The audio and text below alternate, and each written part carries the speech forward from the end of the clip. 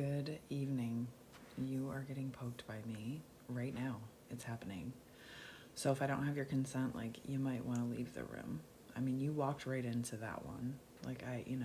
You hit play or whatever. So, I'm doing something a little different tonight. And if you can't tell, oh my gosh, my equipment is failing me. I said good evening, and I usually say good morning, but today ended up being a day, not in a bad way, although, okay, let me go back. Here's what I've decided for the day, for the podcast today. Number one, I'm still doing it. I'm just going to do it at night, and we're going to post it tonight everywhere. Number two, what I've decided is just to kind of quickly go through my day, from start to end, because there's lots there. And second, I would like to ask, how's your Mercury in retrograde going? How's that going for you? We've got Mercury in retrograde, and it's a big one. I'm pretty sure is it Aries that it's in? That it's facing Aries or something? It's like fire and intensity. And it's a lot, this one, because this year 2025, if you don't know this, astrologically 2025 is, I'm trying to find the right word that will hit, because we are so hyperbolic in this culture with our choice of words that we take big words and we make them small, we take away the impact. But without hyperbole or exaggeration, the year of our Lord 2025, in the year of our Lord 2025, as Andrew on TikTok would say. Do you follow Andrew on TikTok? Please tell me you do. He's an attorney. He lives in Kansas City. Oh my God. I don't think he takes to my kind. I don't know if that's true. I could be wrong about that. But Andrew's a hoot. I forgot why I was talking about Andrew completely. I forgot everything I was talking about. Okay, so I'm going to go through my day. Mercury in retrograde, how was that? Venus in retrograde, which is all about love, self-love, love with others, love. Where's your issues with love? Also, if you're ruled by any of these planets, it's extra intense. I happen to be ruled by Venus. This bitch, okay, let me tell you right now, she just died. She just went deep into the underworld. So all of my ideas about love from the past as a Libra, dead. And let me tell you how accurate that is. Okay, so I'm ruled by her, my sun and my moon. Lots of Venus shit going on for me. So how's that for you? How's your love relationship with yourself? How's your love relationship with the world? Okay, we still haven't gotten to my day yet. Also, last on the list, whatever this is, number 4 or 5, I have TikTok up. And because it's nighttime, and if you don't know this, I did lives for over 4 years. I used to do date night lives. I used to have podcasts during the daytime where I would interview people. I would take people in on a phone line, and I would answer their questions about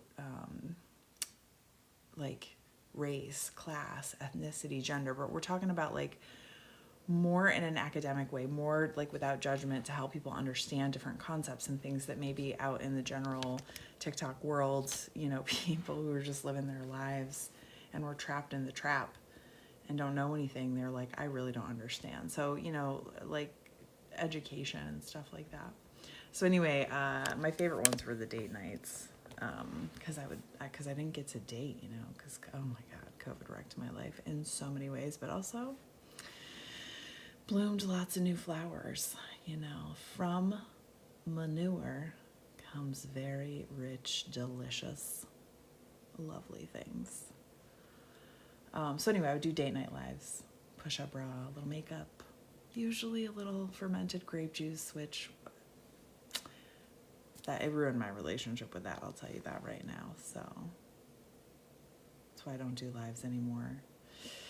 But so I've got the live going, and at the moment I'm kind of looking at the camera, which is new for me because I don't want to get distracted, because I really like being in this space with the podcast. I like being here with myself and like in my own thoughts. So I'm kind of playing with it a little bit because it's nighttime and it's been a weird day.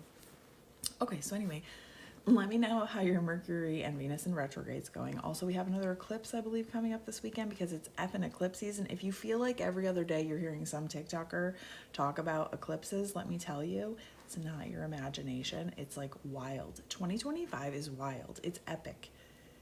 It's beyond anything you can imagine, 2025 astrologically. And if you think astrology doesn't affect you, if you think planets and moons don't affect you, okay, I want you to explain to me in physics terms how it could not affect you.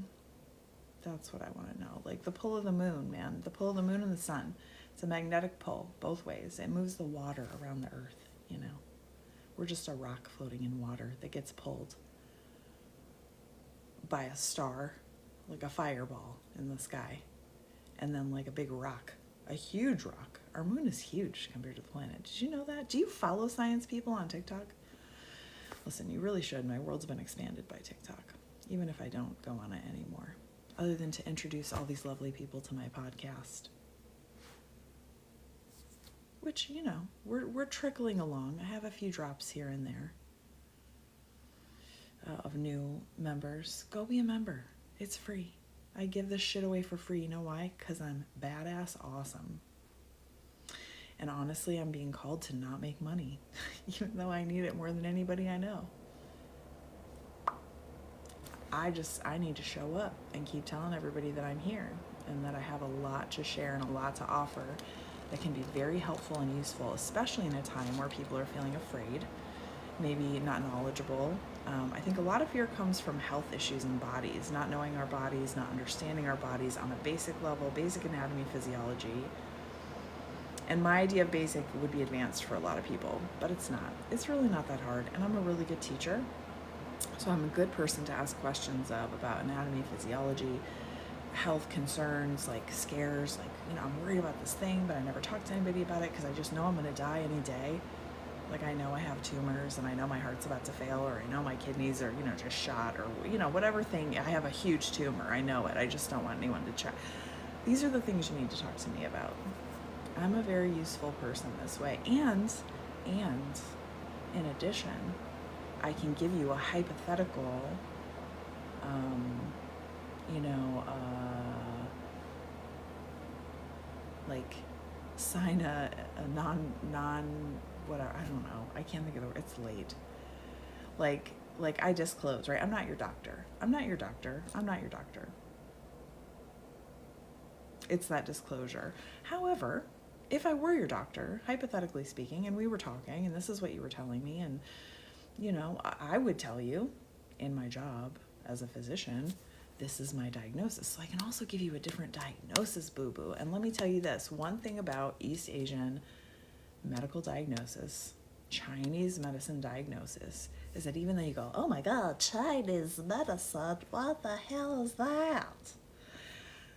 It's actually very common sense, really old, beautiful, poetic, metaphorical, well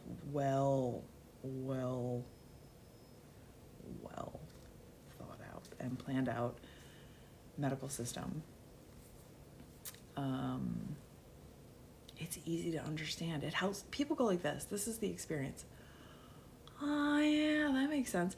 But it's like you kind of have to learn it over and over again because it's so simple that it's actually difficult to apply because you have to change the way your brain is wired. So anyway, I love it because I can kind of give insight, right, and a different perspective that can then guide you not only to take more control of your health, like, and to feel empowered in your health, and to feel like you have agency in your own fucking body, and that it's not a scary place, and it's not a place that's out to kill you, and it's not a place that can't be strengthened no matter your condition, that it's not a place that can't be healed. Like, it is. And this medicine and this way of thinking and the ways that I can share that knowledge and wisdom not just the intellectual side of it, but the real world practical side of it, because I got just enough clinical experience before my government decided to take away my entire life with no apologies and then gave me the middle finger on top of it. Yeah, before all that, I gained enough, and I feel so blessed that I'm realizing 5 years into COVID that, you know what, I have this to offer. And while I know that I should be making money, I know that I have a lot of value. I think my value right now is to just open it up and really try to help people understand what I can do, even if it's at one person at a time, because one real person at a time who gets it and who understands, oh my God, this is a resource for me, for my family, for my neighbors, for my coworkers, for my friends, for my community. Like, I genuinely want to grow a community because I have, and once I grow that community, right? Once I just offer and help, because I've already helped so many effing people because of TikTok.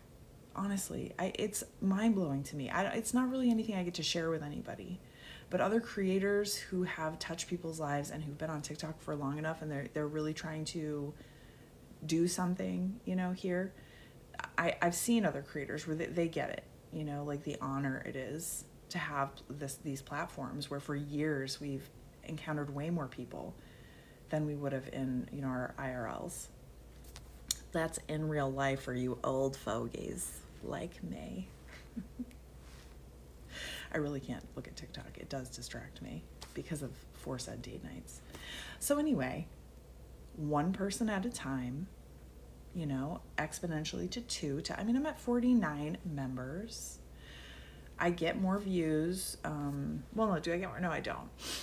Yeah, 49 members on Patreon. It's a hard platform. People are like, really, another thing I have to join? But I mean, it's free. It's a cool platform. It's non-commercial. I really like that about it.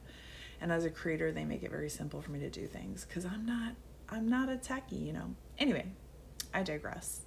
So you should subscribe to this podcast because I am here giving it away for free. Okay, I don't want anybody to buy the cow. I'm here to give the milk away for free. I have a lot of milk. I was born with 12 extra udders. For real. It's a real metaphor. It's a real metaphor. Like, intellectually speaking, emotionally speaking, and like somehow weirdly spiritually connected in a way that drives me up the wall crazy speaking, I got a lot of extra udders, okay? And I have been off the hook, not milking these voluptuous udders. This metaphor is getting out of control for like 5 years. I mean, I've been helping people, but I need it to be bigger. Like, I really miss my medical practice. Like, I cannot tell you the depths of sorrow that I have had to wade through and survive. I guess I'm not going to tell you about my day. I guess I'm just going to be off the cuff like this. That's fine. My day was amazing. That's the long and short of it. And I haven't had an amazing day in years.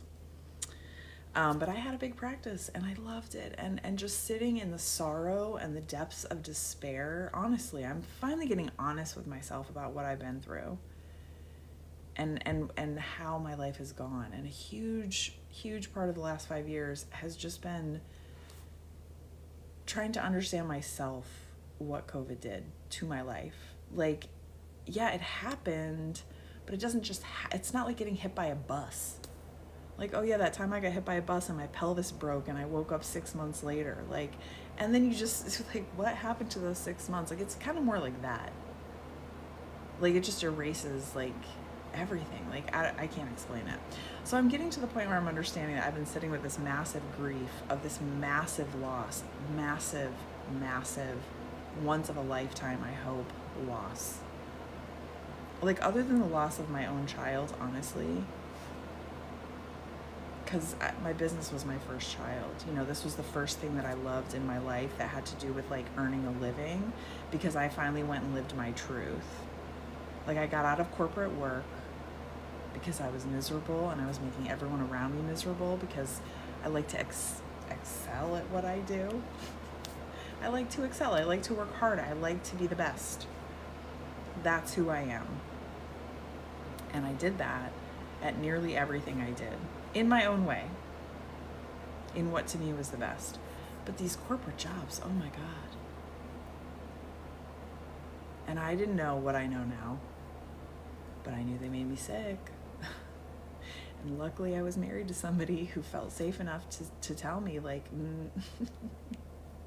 I don't like you anymore.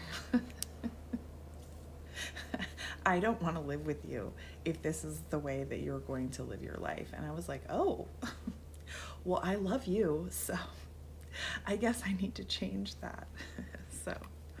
So yeah, you know, I went naturally from working in auto body shops for very large insurance companies in Los Angeles to, you know, Chinese medicine. But anyway, my point is, I lived my truth. I did it. I found my path. It wasn't wasn't like, oh, I'm just going to go do this. I jest. It was a little bit of a journey to find it, but I was younger. I was more flexible. I didn't have a child, you know. I didn't know that at the time. I thought I was too old. I wasn't too old. And guess what? If you're alive, you're not too old to change. And that is what that taught me. And then after I changed my life and I went to med school and I got a medical license in not one state, not two, not three, but 4 states. 4 states? And then almost 2 more. But I stopped halfway through because I had to move. Anyway. Then COVID came along and took away a nearly 10-year private practice overnight.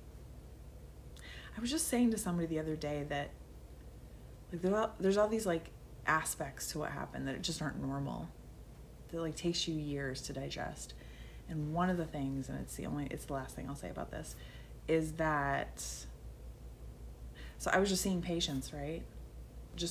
I had my days that I worked, I had my hours, I had my schedule. People came in, like I was the only one, you know, I did all my own stuff. I had very luxurious time on my hands. And I got to know my patients personally.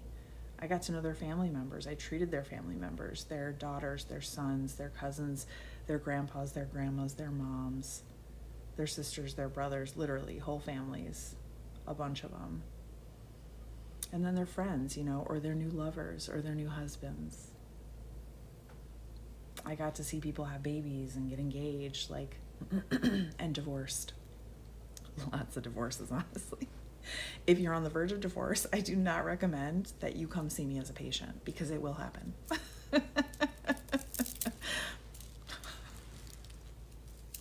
I'm so sorry. It's not because I do anything, but yeah, anyway, we don't have to get there. Like, we don't need to go into that conversation. But yeah, what's my point? What are we talking about here, Laura? Yeah, I had to stop seeing all those people overnight. I never once got to go back to my office and see my patients. One day they shut the whole town down, the whole city, the whole state of California.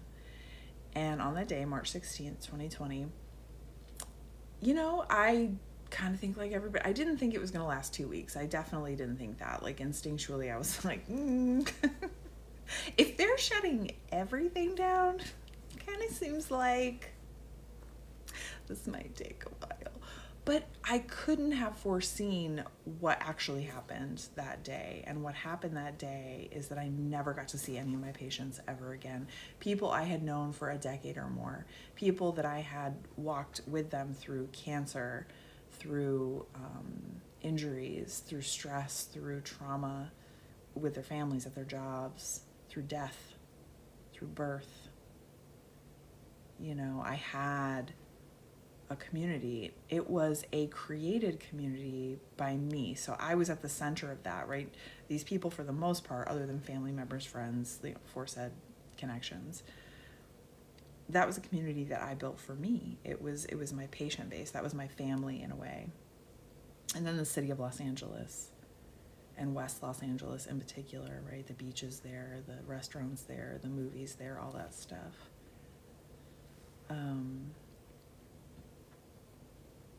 Oh, that's so weird that it's doing that. I'm looking at the recording. It's like recording over something else. Yeah, that's fine. But when COVID closed down my office, that was it. Like, I never saw anybody again. I had a 4-year-old. And as you know, the shutdowns took a long time to resolve. And I mean, I can't tell all the story. There's so much story to how you close an office that you never get to go back to during a global pandemic as a solo practice business owner. So it was like boom, and it happened, but then it was also like you're just trying to live for today and figure it out, and it just takes so much time to look back and realize like wow, it was like a bomb. Like I lost everything that day. So for 5 years I have been on a journey online and with friends around the country and around the world of all different walks of life, experiences. I mean, wild. And that experience alone kind of took me out of the trauma, I think. But now that I'm really coming out of the trauma, I hope no more trauma, please. Like I'm sitting with I'm being able to see what I've lost. And so that is what I'm trying to say is I'm here on this, doing this because I have so much energy and I have so much knowledge, and I haven't even like tapped deep into the well of what I can offer. And I don't know that I'm going to get to do it in person a whole lot anymore, just because of so many factors of the way my life is and the way everything has just gone. And I choose to believe that that's not by accident. I choose to believe that I'm supposed to talk, I'm supposed to offer myself, and help people. Because I think right now people need a lot of help with emotions, with physical pain, with community pain, with ancestral pain, discomfort. Like, how do we shift discomfort? How do we come into our bodies in a way that feels spacious rather than constricted? How do we open up to fear so that it can wash through and over into what's next? Because there has to be something next after fear. Fear's fine. Fear's normal. Fear's there for a reason. Fear's there to make you think.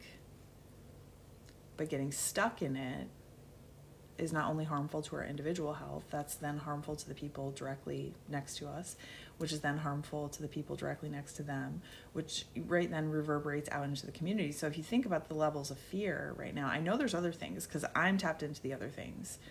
Sometimes I tap into the fear, like I don't even have a choice. I'm not going to go into that. That's like psychic stuff, but I get to experience things through other perspectives, sort of as a witness.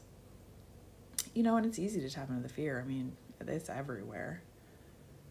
But there is so much hope and joy and possibility and expansion and growth of, I don't know, a love movement. Because what everybody's saying is, like, the thing that's kind of cool about this moment is that everybody is kind of going, oh no, we don't want this. Like, oh no, we don't want to murder people anymore. We don't want to treat them like they're animals. That's like not okay. And also we don't like that people are homeless, and we don't like that people can't eat, and like we just want to live in peace, and we kind of all get that we're all human. Like, I think there's enough humans now because of the internet, frankly, who get it. Like, it's just plain. And this timeline that we're in, because of that big machine that they started in Switzerland or whatever, where they switched the timeline, we're just living through V for Vendetta. And I don't know if you watched that. If you haven't watched that movie, watch it, because it's literally just, now. And Natalie Portman's character, awakened white girl. Oh my God, I lived that timeline in my 20s. The shaved head, all of it. Falling in love with the wrong characters who end up dead. Jesus. This is really a rant. I came on here for a totally different purpose. So what I might do is record another one. Probably not, though. Do I want to do that? My day was like, it was good. I'll just say this. I had a really good day, which yesterday was awful. It took me till 8 p.m. to even feel semi-myself yesterday. It was so hard. And then today was just magical. The whole day was just magical. It just worked so well. And then that leads me into what happened. And yeah, it's going to have to be another one. All right. Thanks for getting poked by me. I really don't know what I said. Kind of like where I'm traveling in my dreams at night. Although last night I did go to Florida. I went to Florida last night. I got to witness some people I didn't know. It was an odd thing, and yet somehow felt normal. So I don't know. Weird things are happening. Now I've discredited myself, but I don't, that's the truth. Yeah. I used to travel as a kid. I used to fly as a kid. Yeah. There were other physical things that went along with it. It was weird. I had some weird dreams. I'll have to do another one about dreams. Is somebody taking notes? Oh, right. I'm recording this. Okay. Anyway, thanks for getting pokes. I hope you enjoyed it. I really like to poke. It's one of my favorite things to do. Boo boo. Okay. Love you. Bye.